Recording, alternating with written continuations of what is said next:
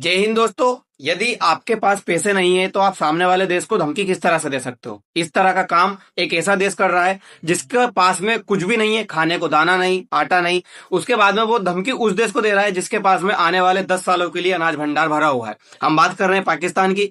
पाकिस्तान के ख्वाजा आसिफ की तरफ से भारत को धमकी दी गई है। ये धमकी पहले 2 दिन पहले भी दी गई थी, लेकिन अभी फिर 20 घंटे पहले की ये न्यूज है, जब ख्वाजा आसिफ की तरफ से भारत को धमकी देते हुए कहा गया कि हम भारत के कोलकाता, जो कि हमारा पश्चिम बंगाल की राजधानी है या फिर एक पश्चिम बंगाल का अच्छा शहर है, उसके अंदर घुस करके मारेंगे। मतलब भारत को ये इतने अंदर तक आने की बात कर रहे हैं, जिनके पास में हमने ऑपरेशन सिंदूर के टाइम पे उनको इस लेवल का मजा चखाया था या इस लेवल की शिकस्त दी थी, जो उनको समझ में आ चुका था कि भारत के साथ में लड़ना इनके बस की बात नहीं है। लेकिन फिर भी जब आपके पास में कुछ होता नहीं है तो आप बोलते ज्यादा हो। ये वो एक कहावत है अपने यहाँ पे, अधगत घघरी झलकत जाए। बस वही वाली सिचुएशन पाकिस्तान के साथ में क्रिएट हो रही है।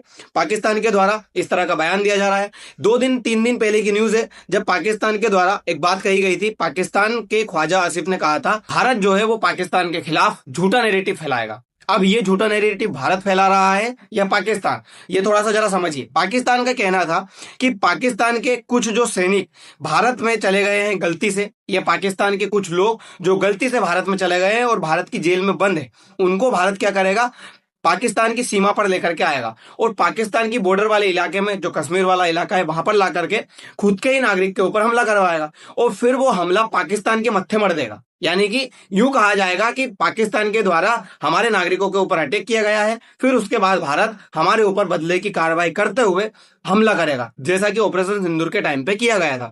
पाकिस्तान के ख्वाजा आसिफ का ये कहना है और ये भारत इसलिए करेगा क्योंकि अब जो है पहलगाम अटैक की एनिवर्सरी आ रही है, 1 साल पूरा हो रहा है, इसीलिए भारत फिर से पाकिस्तान के ऊपर बदला लेने की कार्रवाई करेगा। जबकि हमारे प्रधानमंत्री मोदी के द्वारा जब ऑपरेशन सिंदूर खत्म किया गया था, उस टाइम पे एक बात की गई थी सीजफायर के टाइम पे कि ये ऑपरेशन सिंदूर कभी खत्म नहीं हुआ है। अगर पाकिस्तान के द्वारा फिर से इस तरह का काम किया गया, हमने एक जो पैमाना है वो सेट कर दिया कि यदि भारत के अंदर कोई भी आतंकवादी एक्टिविटी होगी तो उसको हम पाकिस्तान के द्वारा करवाई गई एक्टिविटी में शामिल करेंगे और फिर हम पाकिस्तान के ऊपर एक्ट ऑफ वार के तहत अटैक करना शुरू करेंगे। तो पाकिस्तान का मानना है कि अगर ऐसा ही कुछ हुआ फिर से, और ये फिर से क्यों होगा, क्योंकि पाकिस्तान खुद ऐसा करना चाहता है, तभी तो आपके मन में इस तरह का ख्याल आएगा। अगर आप खुद इस तरह का काम नहीं करोगे तो आपके मन में ख्याल कैसा आएगा। मतलब कि पाकिस्तान खुद भारत के ऊपर एक अटैक करने की कोशिश करेगा, जैसा कि पहलगाम अटैक के टाइम पे हुआ था। तो इसी तरह का काम फिर से करने की कोशिश कर रहा है। इसीलिए वो पहले से ही ये कह रहा है लोगों को, देश वालों को, दुनिया वालों को, कि भारत इस तरह का झूठा नैरेटिव फैलाएगा और फिर पाकिस्तान के ऊपर अटैक करेगा। एक मूवी आई है धुरंधर, उस धुरंधर मूवी के अंदर पार्ट 2 में ये बताया गया है, जब जो हमजा अली है उसकी वाइफ को क्लियरिटी पता चल जाती है, उसके बाद में हमजा अली उसकी वाइफ से कहता है कि पाकिस्तान के जो लोग हैं और जो सेना है, जो नेता है, वो पाकिस्तान की जनता के लिए ही घातक है। मतलब अब सोचिए क्या जरूरत है भारत के ऊपर इस तरह का अटैक करने की और फिर आपके देश को बर्बाद करने की। आपके यहाँ पे जो इकोनॉमिक्स क्राइसिस चल रहे हैं उसको सुधारिए ना, लेकिन आप यहाँ पे क्लियर हमला करोगे, फिर हम आपके ऊपर बदले की कार्रवाई करते हुए अटैक करेंगे, फिर आप बर्बाद होगे, फिर आपके जो पैसे हैं वो आप डिफेंस में यूज करोगे और आपके पास कुछ बचना नहीं है, आपकी जनता भूखी मरेगी। तो पाकिस्तान के नेता और जो लोग हैं वो वहां की जनता के लिए ही घातक है। भारत के लिए तो खैर ठीक है, जितना है हम संभाल लेंगे, लेकिन वहां की जनता के लिए ये सबसे ज्यादा प्रॉब्लम्स क्रिएट कर रहे हैं। तो ये कहीं ना कहीं पार्ट बिल्कुल सत्य कहा गया है। राजनाथ सिंह के द्वारा एक बयान दिया गया था कि पाकिस्तान के द्वारा अगर कोई भी मिस एडवांचर एक्टिविटीज की जाएगी भारत के अगेंस्ट, तो हम पाकिस्तान के ऊपर अब इस तरह का कार्रवाई करेंगे जो अनप्रेसिडेंट होगी। यानी कि अब कोई भी पाकिस्तान को बचा नहीं पाएगा, चाहे फिर वो यूएन हो, और यूएस इस मामले में बोलेगा भी नहीं क्योंकि यूएस खुद उलझा हुआ है। तो अब प्रॉब्लम्स पाकिस्तान के लिए क्रिएट होने वाली है। दोस्तों दरअसल बात क्या है, पाकिस्तान ये चाह रहा है कि दुनिया जो इजराइल, ईरान, यूएसए और जो ये रूस यूक्रेन युद्ध में उलझी हुई है, तो इसी बीच में पाकिस्तान भारत के ऊपर इस तरह की हमले करवा करके भारत को नुकसान पहुंचाने की कोशिश करेगा। ये पाकिस्तान की सोच है और हमेशा से रही है। लेकिन इस बार क्या हुआ है, भारत की जो इंटेलिजेंट एजेंसीज है, चाहे फिर वो आईबी हो, रा हो, इनके द्वारा इनको खबर पहले ही पता चल गई कि पाकिस्तान किस तरह का हमला कोशिश करने वाला है। तो इनके द्वारा राजनाथ सिंह को खबर बताई गई, फिर राजनाथ सिंह के द्वारा इस तरह का बयान दिया गया कि यदि पाकिस्तान कोई भी हिमाकत करेगा तो हम पाकिस्तान को छोड़ेंगे नहीं, क्योंकि ऑपरेशन सिंदूर के टाइम पे जो हमने पाकिस्तान को सबक सिखाया था, उसके बाद में पाकिस्तान को ये क्लियर समझ आ चुका था कि भारत के साथ में पंगा लेना उसके लिए कितना घातक हो जाएगा। हर बार हम सिर्फ जो हमारे ये पीओके वाला हिस्सा है, सीमा है, यहां तक घुस करके हमला करते थे, लेकिन हमने अंदर तक ये भावलपुर, लाहौर, यहां तक के जो अंदर है, यहां तक हमला किया था। तो पाकिस्तान के लिए ये बड़ी दिक्कत की बात हो चुकी थी। पाकिस्तान को लगने लगा था कि भारत के साथ में अभी सीज फायर करना जरूरी है, तभी वो भागा भागा ट्रंप के पास गया और ट्रंप से जो है सीज फायर करवाया गया। ट्रंप के द्वारा भारत को इंटरफेयर किया गया और फिर जो है सीज फायर करवाया गया, क्योंकि ये समझता था कि जो 9 ठिकानों पर एयर स्ट्राइक की गई थी, उन 9 ठिकानों पे जो बड़े बड़े आतंकवादी थे उनको मार दिया गया था।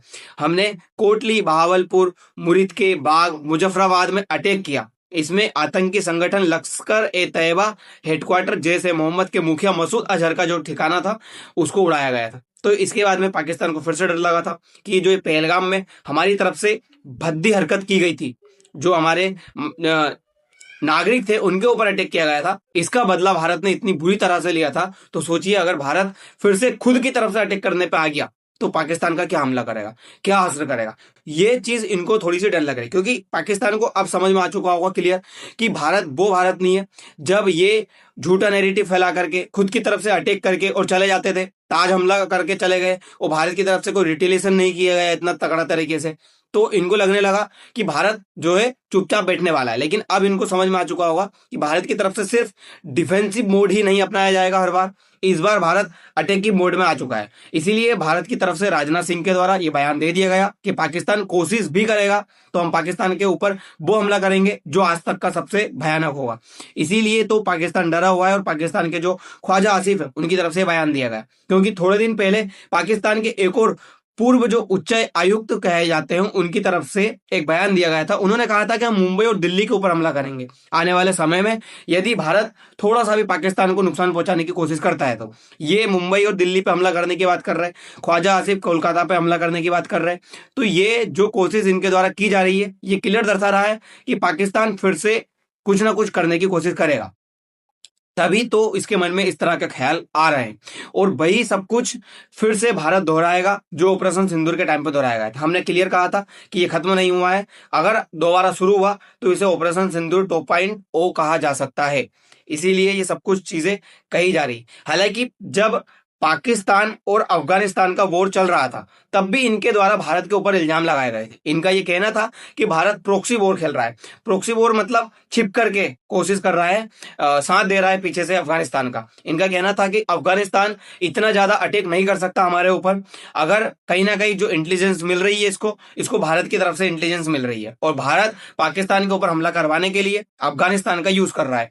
इस तरह का ये बयान जो है ख्वाजा आसिफ की तरफ से दिए गए थे। आप देखिए ख्वाजा आसिफ ने कहा था कि भारत और अफगानिस्तान की तालिबान सरकार मिलकर पाकिस्तान के खिलाफ प्रॉक्सी वार चला रहे। उन्होंने कहा कि पाकिस्तान पर हमलों को लेकर के नई दिल्ली और काबुल की सोच एक जैसी है। अब सोच एक जैसी होना और हमला करना दोनों में बहुत फर्क होता है। अगर हमने मान लिया कि हाँ हम चाहते हैं पाकिस्तान को बर्बाद करना, लेकिन हमने हमला नहीं किया तो इसको आप हमले में कंसाइडर नहीं कर सकते। अगर आपके ऊपर अफगानिस्तान इतना लेवल का हमला कर रहा है कि आप अफगानिस्तान को डिफेंस नहीं कर पा रहे हो, तो फिर आपका जो डिफेंस सिस्टम है वो कितना बेकार है ये आप कंसाइडर करो, खुद की कमी को देखो। और आप हमला करने की कोशिश कर रहे हो इंडिया के ऊपर, तो फिर आपका क्या असर होगा आप खुद सोच सकते हो। दूसरी तरफ से ये सब चीजें इसीलिए मायने रख रही है, डॉट्स इसीलिए कनेक्ट हो रहे हैं क्योंकि भारत के अंदर जो है मॉक ड्रिल शुरू कर दी गई है। न्यू दिल्ली के अंदर ये जो मॉक ड्रिल है ये बार के टाइम पे शुरू की जाती है, उस लेवल की जा रही है। मतलब नॉर्मल मॉक ड्रिल नहीं है, सायरन बजाए गए 13 जिलों में ये मॉक ड्रिल शुरू की गई। हमने इसलिए की क्योंकि हमारे देश में आने वाले जो फॉरेनर्स हैं उनको अगर ऐसी सिचुएशन आ जाए तो किस तरह से वहां से निकाला जाए। जो बड़े बड़े हमारे अधिकारी वगैरह है, नेता वगैरह है, लोग हैं, सेलिब्रिटीज है, उनको यदि ऐसी सिचुएशन आ जाए बाहर वाली तो उनको कैसे बाहर निकाला जाए।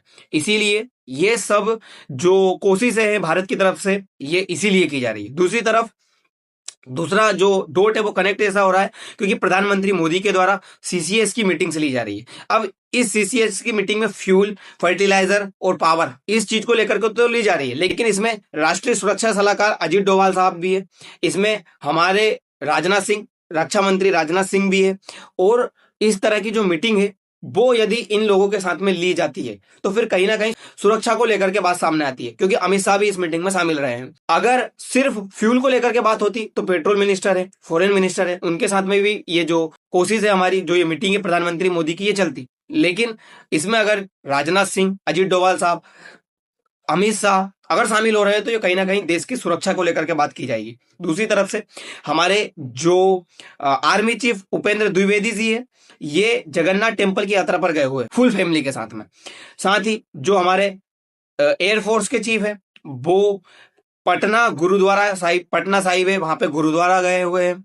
उसके बाद में जो हमारे नेवी चीफ है वो महाकाल आए हुए थे, उज्जैन। यानी कि सारे के सारे डॉट्स इस तरह से कनेक्ट हो रहे हैं कि इनके द्वारा ये मंदिर की जो यात्रा की जा रही है वो हर बार एक बड़े युद्ध से पहले की जाती है। तो फिर से पाकिस्तान को डर सता रहा है कि भारत कहीं बड़ा हमला ना कर दे। अगर पाकिस्तान को बचना है तो कोई भी ऐसी हिमाकत ना करे, वरना अगर इस बार कोशिश की तो बिल्कुल भी उसको छोड़ा नहीं जाएगा। राजनाथ सिंह के द्वारा, प्रधानमंत्री मोदी के द्वारा, अमित शाह के द्वारा सारी बातें कह दी गई। हमारे एस जयशंकर साहब तो कितने एक्टिव है ये आप लोग जानते होंगे। तो दोस्तों ये सारी चीजें अब देखनी होगी कि पाकिस्तान बाज आता है या नहीं। अभी जो ये नए नए बयान देते जा रहे हैं, क्योंकि इनके पास में खाने को भी जो है चीजें है नहीं, आटा मिल नहीं रहा है, पेट्रोल जो है 500 रुपए लीटर तक पहुंच चुका है, प्रॉब्लम्स इतनी चल रही है जिसकी पूछो मत। लेकिन फिर भी एक उस देश के ऊपर हमला करना है इनको जो इनकी छेड़ ही नहीं ले रहा है, इनको कोई नुकसान नहीं पहुंचा रहा है। आराम से आप जी रहे हो, आपके ऊपर हम कोई ऐसी एक्टिविटी नहीं कर रहे, लेकिन फिर भी आपको शांति से रहना आता नहीं है, क्योंकि आप लोग आपकी जनता के लिए ही नहीं हो, आप आपकी जनता को ही प्रॉब्लम्स में डालने वाले हो। तो ये सारी चीजें क्लियर साबित हो चुकी है। तो दोस्तों अब देखना ये होगा पाकिस्तान कब पीछे हटता है और कब नहीं, और ये ईरान जंग कब खत्म होती है कब नहीं। दोस्तों फिलहाल के लिए इतना ही, मिलते हैं अगली वीडियो में। धन्यवाद।